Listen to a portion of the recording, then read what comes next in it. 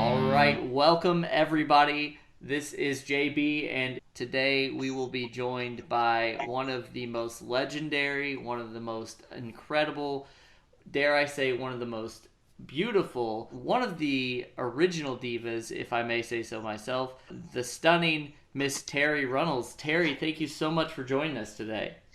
Thank you, Jonathan. It's my pleasure. And I just for the record, I love Steve Credo so much. And I think if he asked me to like deliver a pint of blood, an appendage, or my firstborn, I might give it to him because he's been so good Wow, to me. that's incredible. Well, I I'm know. so happy that you're back with us again. We've got a lot to go over today, but I want to get right into this and I want to talk to you a little bit. I want to ask you about what you're currently up to. We get to talk to a lot of people, and we talk about the past, we talk about kind of what the future holds for people, but I know you have some really exciting stuff that's going on, namely your live stream. So, for anybody who's just tuning in to us, or listening to you, what can you tell us about that? I started it as a podcast, but I think I can connect, even though I my fans and my friends on live stream know that I have a really hard time because I call it my smoke and mirrors when I put my absolute face on, like my eyes, my face, my everything. And it's difficult for me to give less than that, but like for instance, tonight I'll take my glasses off. Tonight I am with you and I only have a bit of my smoke on. And when I say my smoke, that is my eyes, and the rest of it is my face.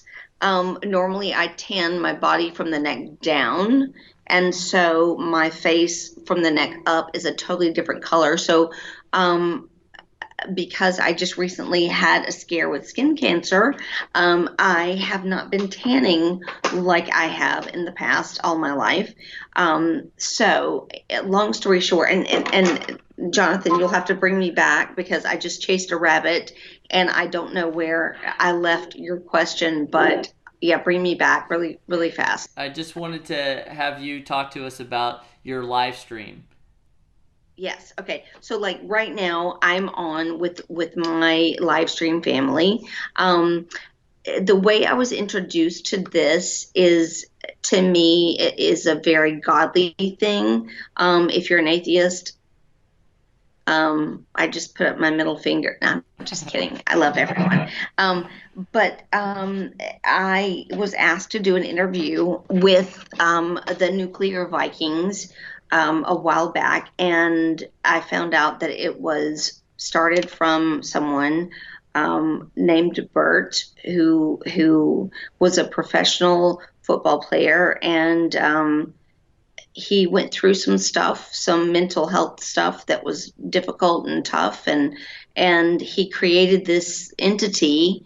And when the first time, normally I charge people to do interviews, and I charged Bert and his group to do the interview, and they were told it would be 30 minutes, and I think it was like an hour and a half later.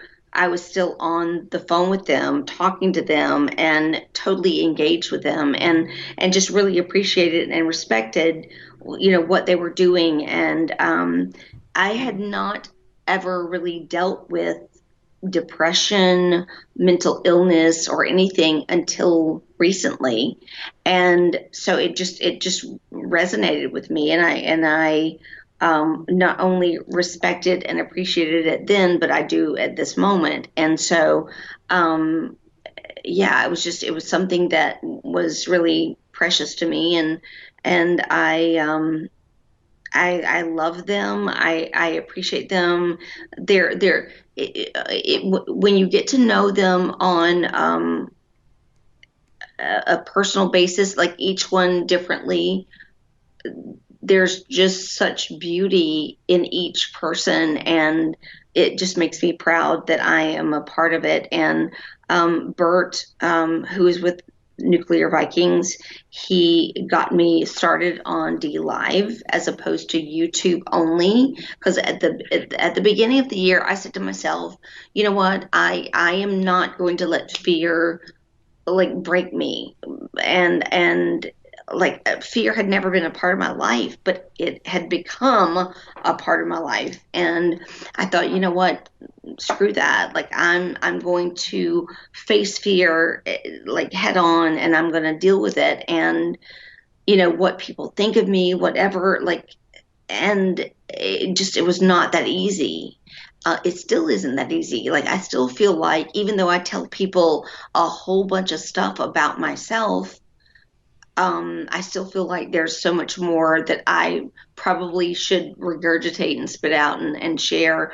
But at the moment, I'm doing the best I can with that, and I'm being as honest as I can with that. So I know I'm taking up your time, and you asked one question and you haven't had a chance to ask another one. So I'm going to shut up and let you ask a different question. No, that's great. We're happy to learn more about the process. And so, when you were obviously, if anybody's listening to us on another wrestling podcast or they're listening to you, they know that you were involved very heavily in the world of professional wrestling. And I wanted to ask, Still am. Still am. yes, absolutely. And I wanted to ask a few things about kind of what your thoughts are on how women are perceived in the world of wrestling now versus when maybe you first got your start in your career in professional wrestling. Completely different.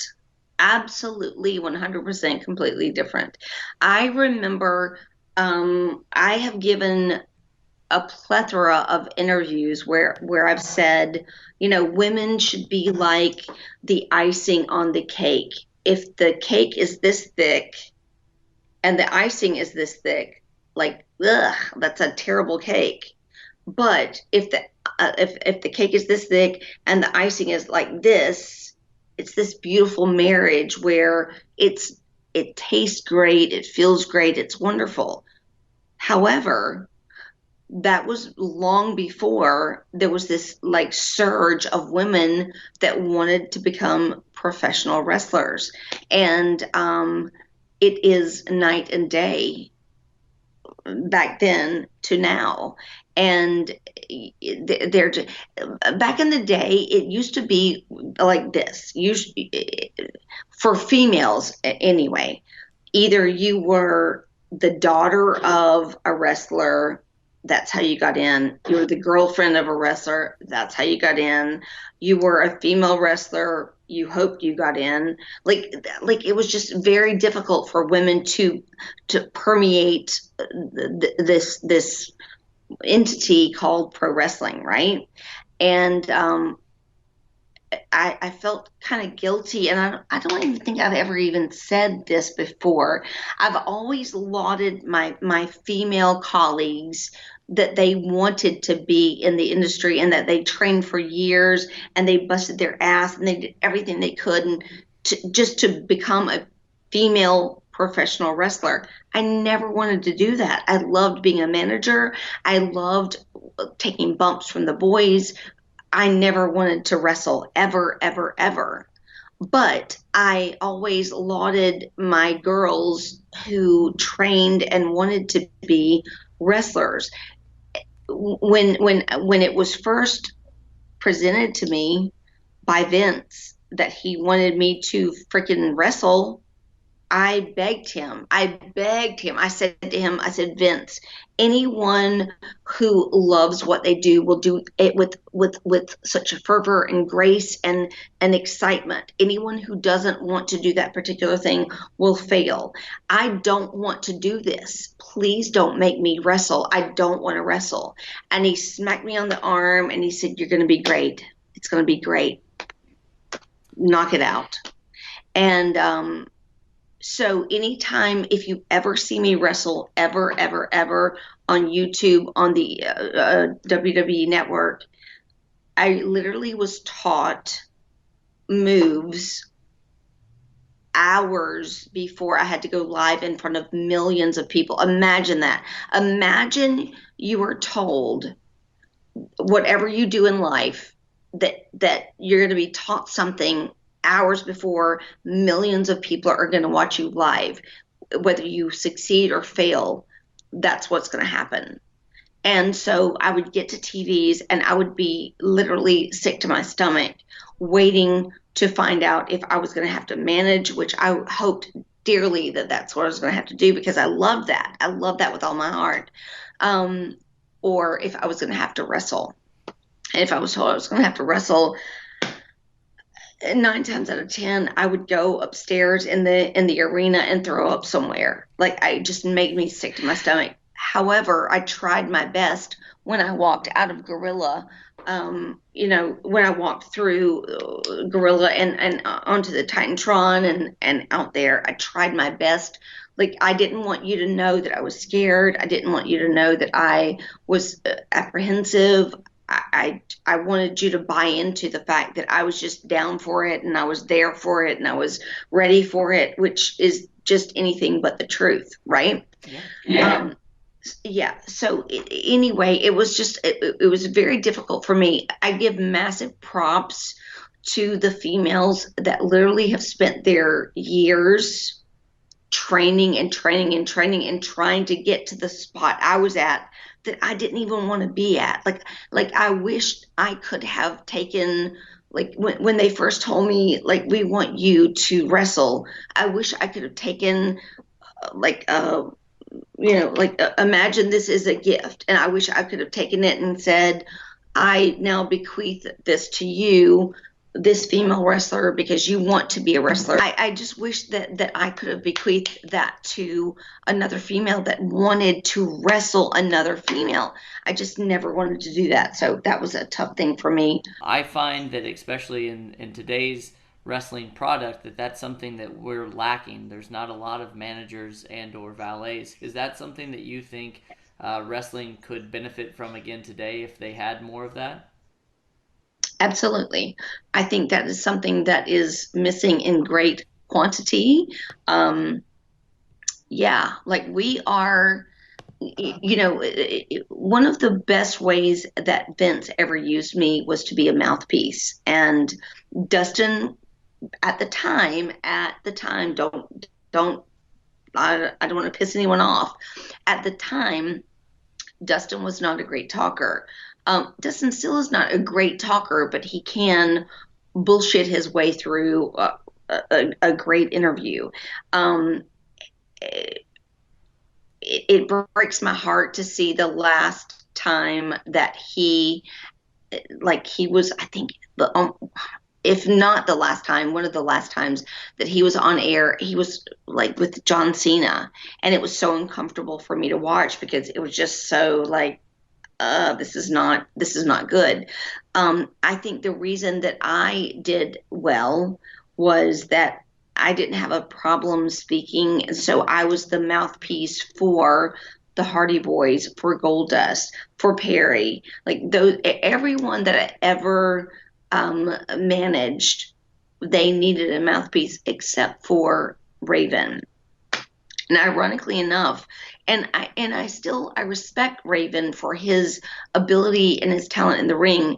He was the only person I ever didn't trust and respect in the ring, which is crazy.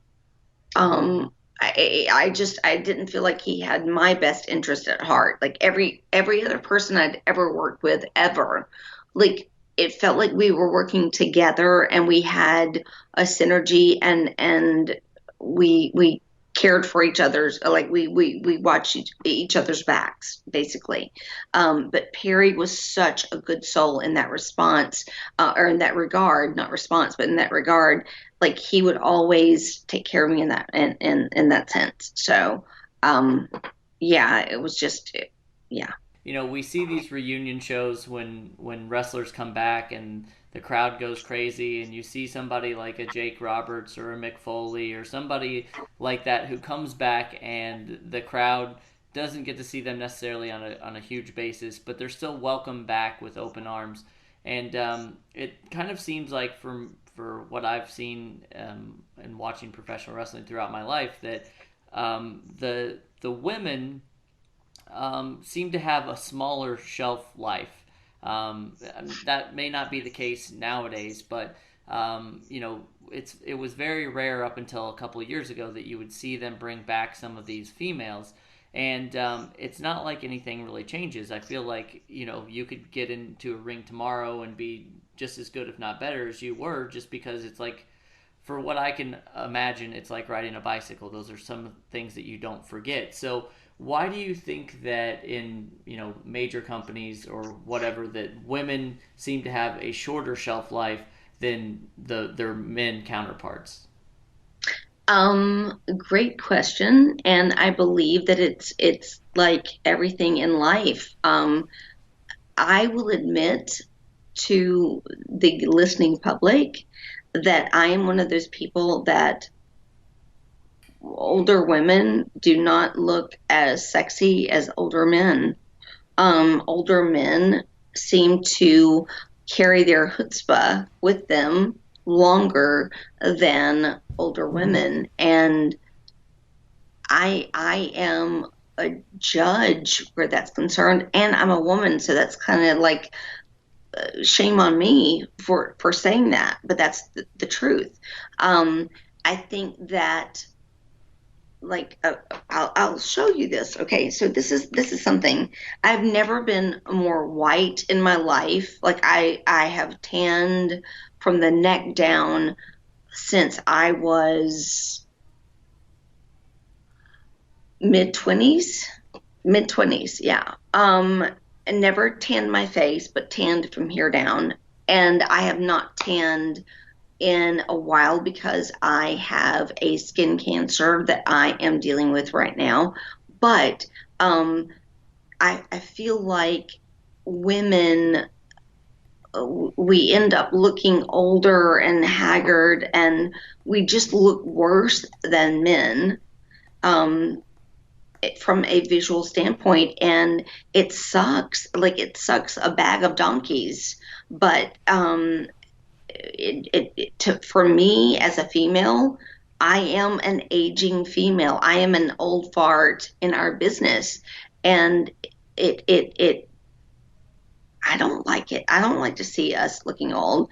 You see the gray in my hair, right, like right here. I haven't done, and then you see this. So this tells you, like, right here, the dark part of my hair is my natural red hair, and this part is like white and gray. Like, what in the hell?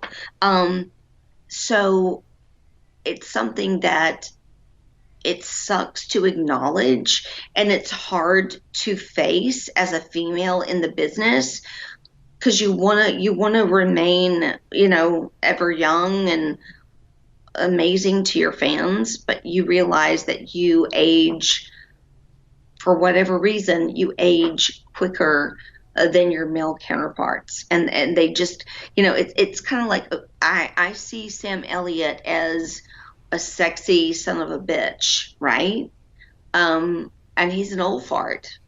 I see Terry Funk as an amazing human being, and he's an old fart. You don't often see females, or you don't often hear about females respected in that response. And so I feel like it sucks. It sucks. Yeah. It's interesting because it feels like, and a lot of people have said this, and that Dustin or Goldust, he's been getting better with age, which is kind of what you were just saying. Yeah. I mean, are you surprised, or are you? I mean, I don't know how to put it other than that. Are you surprised to see how long his career? Because during the Attitude Era, if many of you know, it was every night of the week. You all probably didn't get many days off, and he'd been in the WWE, WWF for a very long time.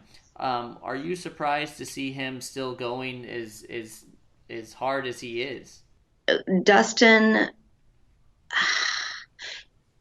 there was a very, very dark period. I was with Dustin for 8 years, and I was married to him for six. And we have a daughter together, Dakota, and she's freaking amazing. And um, Dustin, back in the day, before he got clean and sober, was it was not good. It was really not good. I never knew who I was going to either like this is what I can tell you right now that I knew back then, and I believe today, and I will believe until the day I die. Dustin Runnels has a humongous heart. Like, he has a beautiful humongous heart, and that's what I fell in love with about him. He was tortured by, I believe, mental illness and being on the road for so many days at a time, and having the boys mess with him because he was a greenhorn, brand new to the business. He was brutalized in that way, and all those things came crashing down on him. And to me, it was not fair to him. I loved him. I supported him. I, I fought for him, and I'm happy that today he has a wife that he feels 100% and completely connected to and energized by and fortified by, if that makes sense to you guys. But I will tell you this, that I love Dustin with all of my heart, in the sense that he is my child's father. And he's been, yes, there have been moments where he was not great. There have been moments when I was not great as a mother at all. I went down the rabbit hole that was ugly and scary and terrible. But I know that Dustin loves our daughter, and that I've never for one moment questioned. So I give him massive respect about that. And yeah, like, if I've said this so many times before, I'll say it again. If Dustin were to curse me out on the phone and tell me he hated my guts 1 minute, and then a minute later call me and say, "Hey, Tara, I need your help," I would be there for him in a heartbeat, because that's the way I love him. I love him as Dakota's father. I divorced him in 1999, in a way that a wife loves a husband. I divorced him. I haven't felt that way about him since, but I've loved him in a different way, and in an equal way. Because it involves our daughter. And granted, she's now an adult, and she doesn't need, mommy to pat her on the back or daddy to say, good girl, whatever. She's a grown adult. But it's still, she'll be my baby until the day I die. And she's the only child that Dustin and I have together, that I assume that he has. And yeah, she matters more than anything, and because of that, he matters more than anything. So yeah, I love and appreciate him. That's really just incredible to hear. And professional wrestling, as somebody who's a fan, but you see all the dirt sheets and you see all that stuff, that it's people aren't as welcoming or civil as what you're saying, and it's refreshing because there are so many dark things about this business, and it's nice to hear this good side of it. So I appreciate hearing that. But I also want to talk a little bit about, your name is going to forever be tied to what was known as the Attitude Era. And for many wrestling fans, my age, or maybe a little bit older, or maybe even a little bit younger, the Attitude Era is something that's still very ingrained in us. And sometimes we have the tendency of looking back at the Attitude Era and thinking that was the greatest time of professional wrestling. Obviously, a lot of that stuff would not fly today, but as someone who lived it and spent a lot of time during that era, what are just some of your overall thoughts? Like, was that the funnest time of your career? Were there things that you thought, I can't believe that we're going to get away with this? Like, what was your overall thoughts on the Attitude Era? Great question. Great plethora of questions, actually. Um, so I cherish those moments in so many ways. There are a few moments where I wish I was not associated with a storyline. We can get into that in a minute if you want to, but for the most part, I loved being trailblazers and like really pushing the envelope, as that's what WWF at the time wanted to do with us. Um, my character came to me as if you've heard me in any interview before about Marlena, it came to me as I was laying in our tanning bed in our basement while Dustin was on the road. I'm a mom, I'm a stay at home mom. Dakota was like, I think, a year and a half at this point.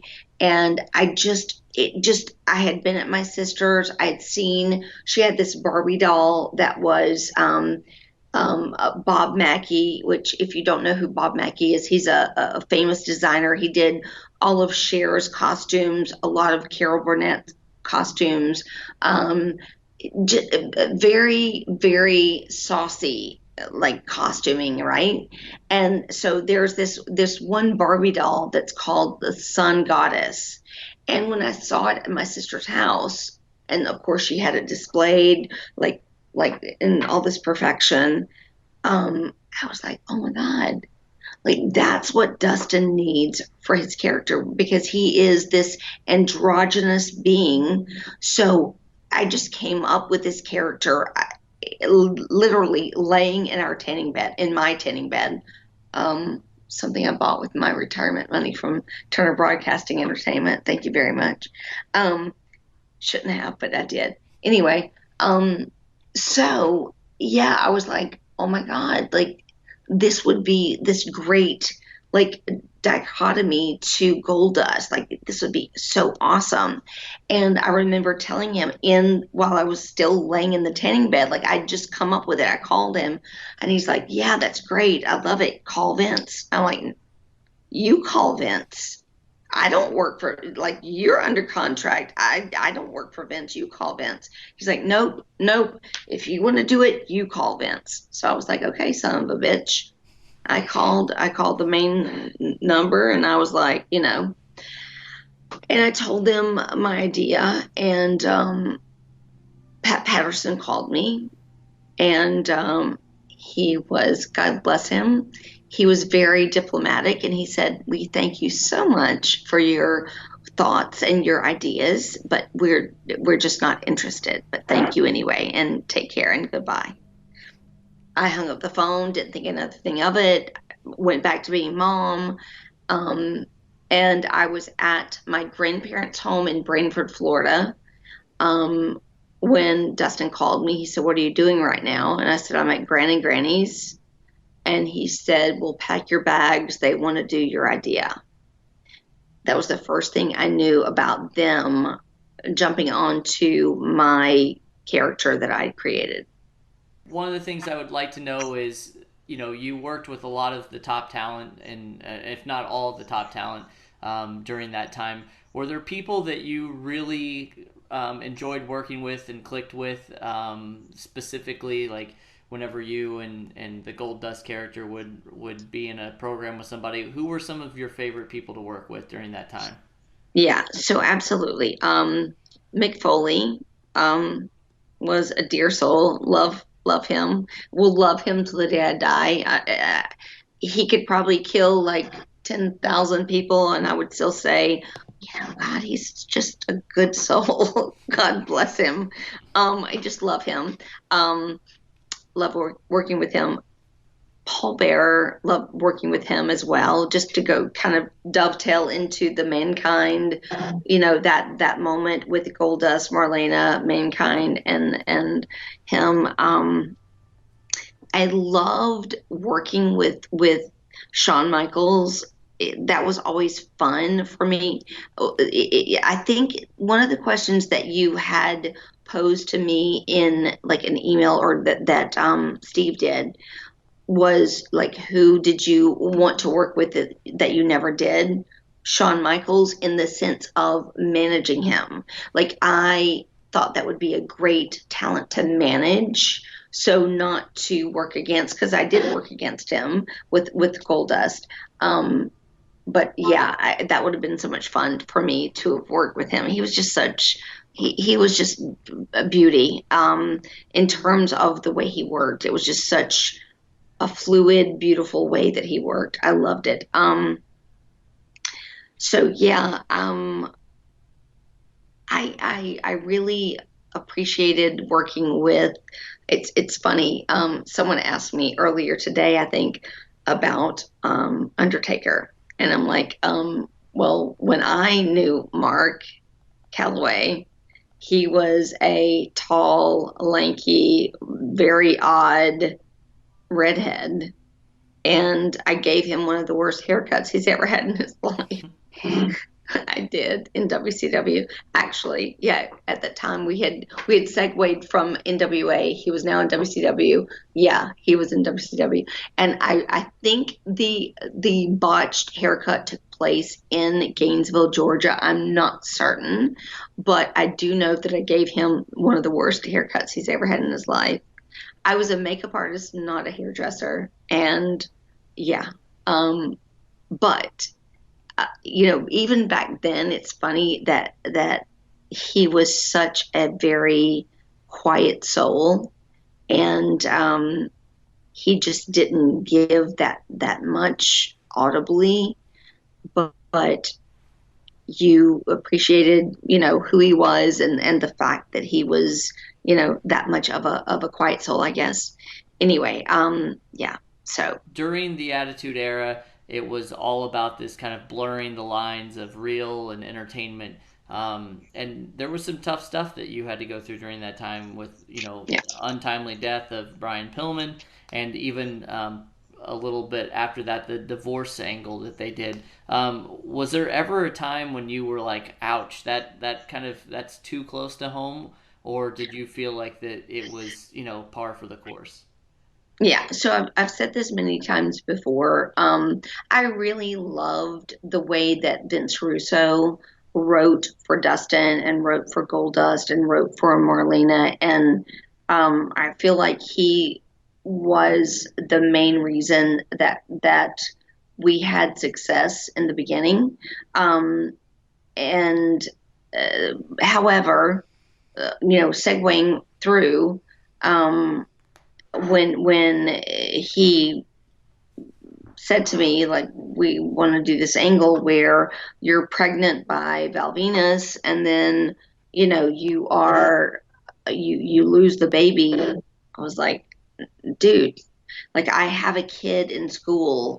The last thing I want her to hear from some other kid at school is that, oh my gosh, your mom was pregnant with a baby and she lost the baby, and that's your brother or sister. Like, well, no, like, no, that's just not cool for me. And I fought that tooth and nail, and I lost. Obviously, I lost because it was a thing. It happened. I thought it was like real bad taste. The same way I thought that the necrophilia thing with Kane was in bad taste. The same way I thought that the HLA crap, girl kissing girl, was in bad taste. That doesn't mean that I have anything against my gay friends and followers. It just means that if you are promoting something for a child, don't just give them some visual without explanation. I just didn't think it was fair or right. So, yeah, that was something that I didn't. I fought against and lost. Yeah. Was there anything that either you proposed that was kind of left on the table, or anything that was, put out to you that just never came to fruition? Is there any angles that you kind of wish you could have done? I wanted to work with Shawn Michaels in a managing situation. Like, so after Sherry left and was no longer a part of WWF at the time, I just thought it would be a great concept for me and Shawn to work together, that I was his manager and, work a program with Dustin. Um, that just didn't come to fruition. I think he was very involved with Sonny at the time, and, whatever they had going on, he just like couldn't see beyond that, or I don't know. Um, but I loved the way that he worked, and it was just a beautiful, like it was a joy to be ringside and watch the way he worked. Same thing about Dustin, but Dustin was a bigger guy, and Dustin was still poetry in motion, but yeah, that's one thing that never happened that I would have loved to have happened. You worked with some other people during that time. You worked with the other divas, the other women that were wrestling. We haven't brought up the names yet, but Sable and Sunny and Luna and all of them. And not so much with Luna, but there was, and to this day, you hear a lot about that time frame, and there were some maybe issues with Sunny, or there's issues with Sable or whatever. But for Yeah. whatever reason, your name has always stayed out of that. So, what was your secret to kind of staying out of the drama? Because it's still a big part of the wrestling industry today. Yeah.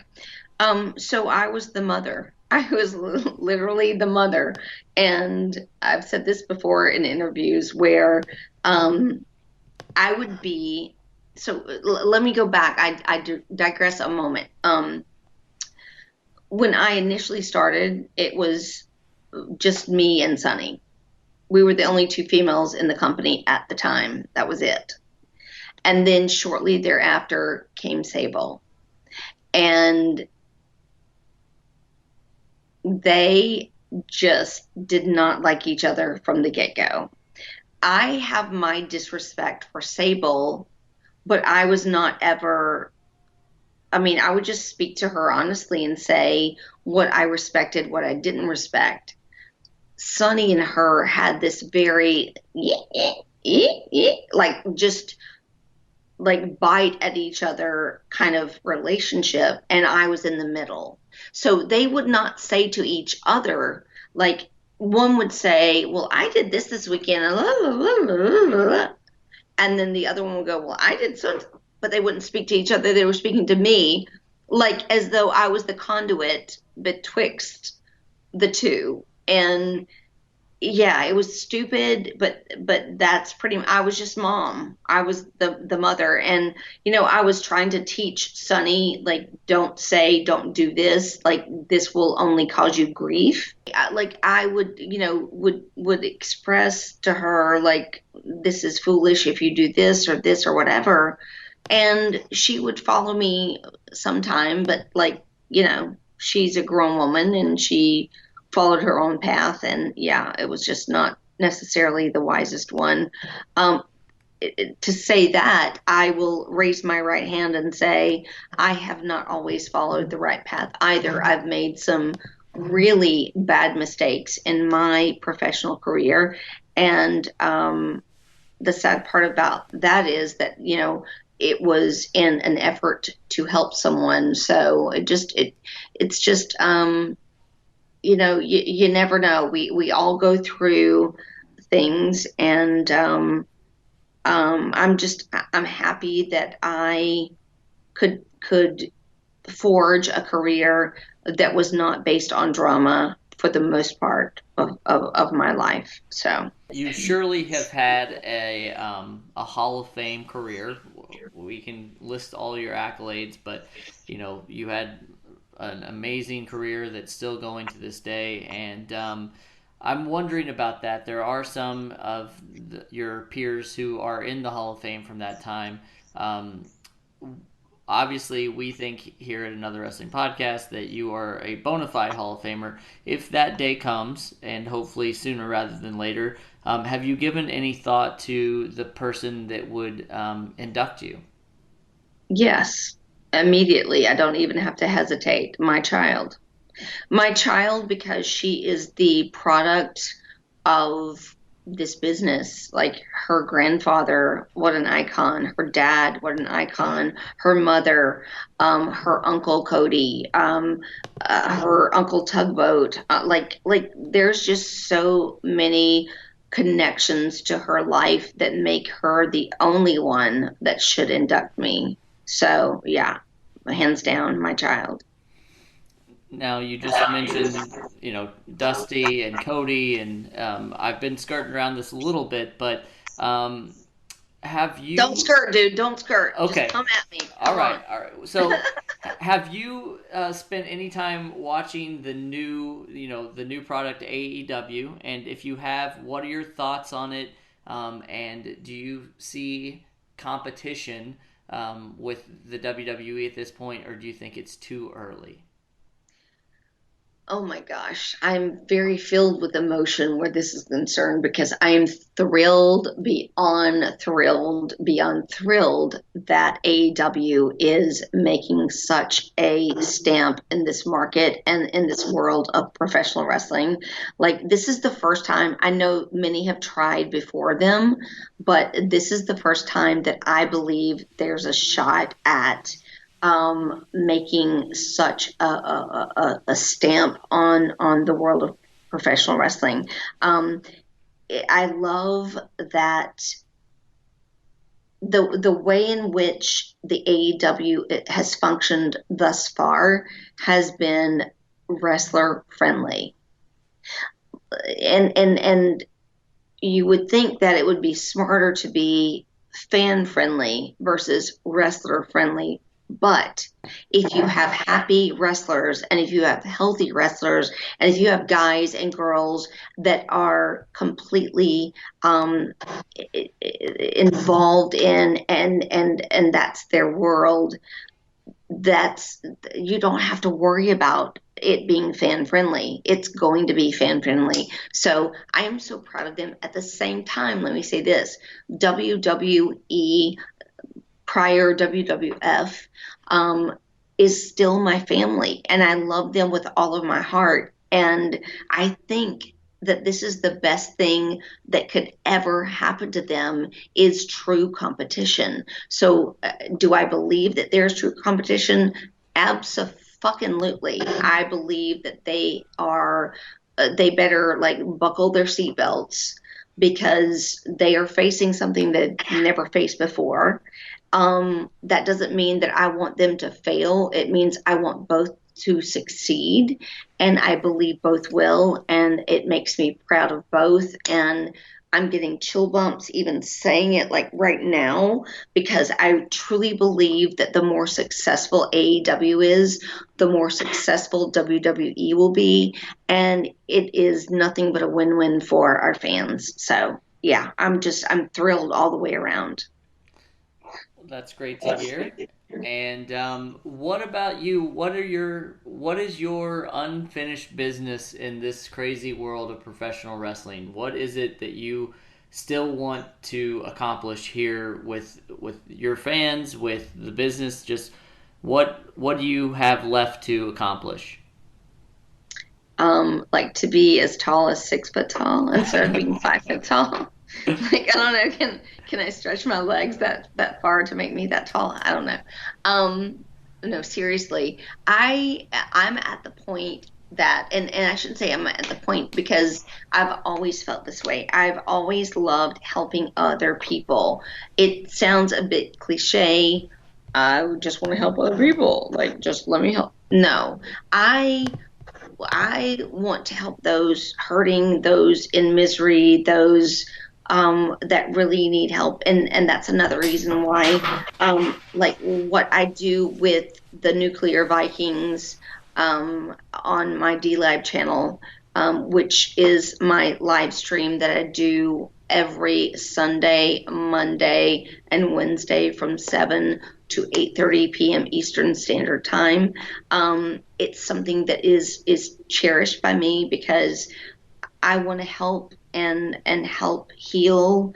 And you know, if you come on to my live stream, which is the Cigar Scars Superstars live stream on D Live, I want you to feel comfortable. Like if you need to say shit that you're dealing with, that you are frustrated by, you're brokenhearted by, you've lost a loved one, you're depressed, whatever you are at that moment, like knowing that you can come on to my live stream and that you will not be criticized, you will not be characterized, you will not be hurt by the people around you that will encompass you, you'll only be supported by.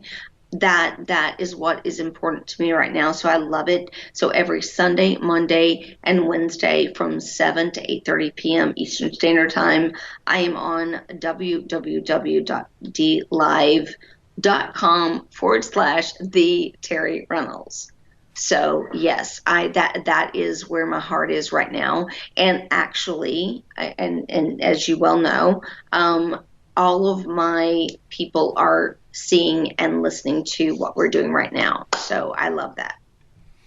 Yes, and we want to thank you so much for taking some of that time today and spending it with us here at Another Wrestling Podcast.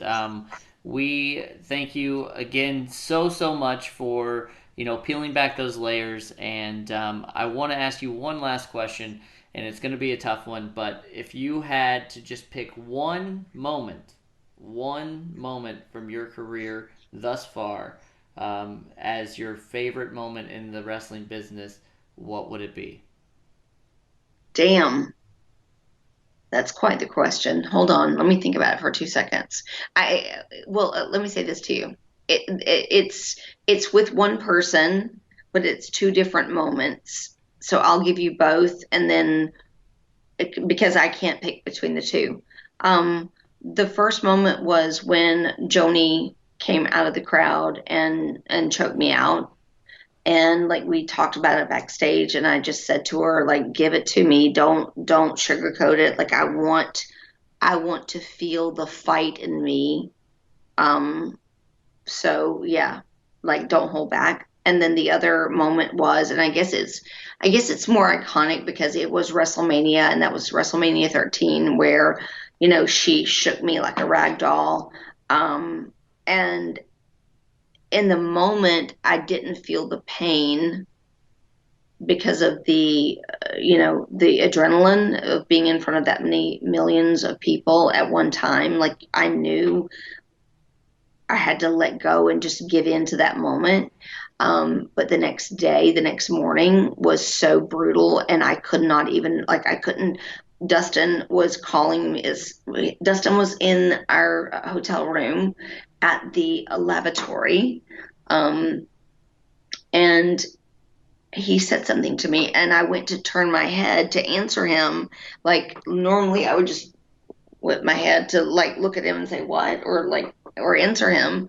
And I went to answer him, and I could not move. I could not move my body. Like nothing would move. And I was like, holy shit, like this is crazy. Um, is this what they go through on a regular basis? And yeah, I guess that was the most iconic moment in my history of being in the business, because it was just a unique moment, if that makes sense. For anybody who's listening today and they want to know more about your live stream or they want to follow you on social media, what are the best ways that they can do that? The best ways that you can do that is my only social media name is the Terri Runnels, which is TheTerriRunnels.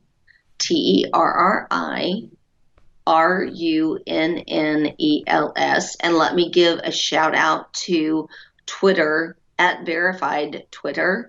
I when the 25th anniversary happened for Raw, I changed my Twitter name from. I didn't change the name. I just changed it was the Terri Runnels, but I just changed the T in the to capital, the T in the Terri and the R in the Runnels, because I feel like you see that easier when those first letters are capitalized. And the minute I did that change, they took away my verified account. Like they unverified me because I changed three letters from lowercase to uppercase. So to this day, they've never changed it back, and I really hope that they will, because I can't even, like, how more positive can they be than to see me right now and hear what I'm saying and make the to connect and go, oh, okay, that was not someone else. That was her that did that. Let's verify her again. Like, it just drives me insane. So yeah, I really hope that you guys will throw that out to them.